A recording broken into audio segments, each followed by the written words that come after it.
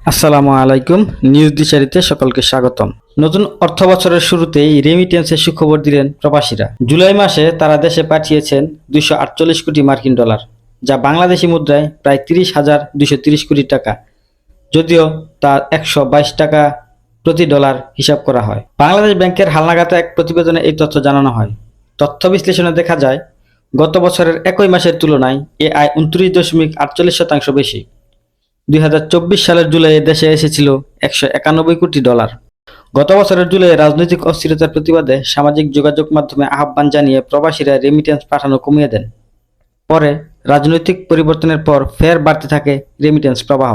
Bangladesh bank জানিয়েছে, banking channel ব্যবহার করে পাঠানো এই অর্থ সরাসরি দেশের বৈদেশিক মুদ্রার রিজার্ভে ইতিবাচক প্রভাব ফেলছে।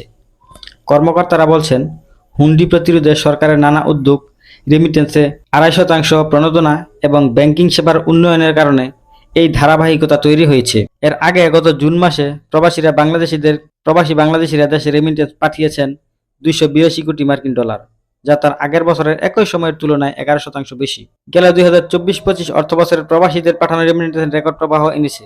এর আগে গত জুন মাসে প্রবাসী বাংলাদেশিরা দেশে রেমিটেন্স পাঠিয়েছেন 282 কোটি মার্কিন ডলার, যা তার আগের বছরের একই সময়ের তুলনায় 11% বেশি। 2024-25 অর্থবছরে প্রবাসীদের পাঠানো রেমিটেন্স রেকর্ড প্রবাহ এসেছে।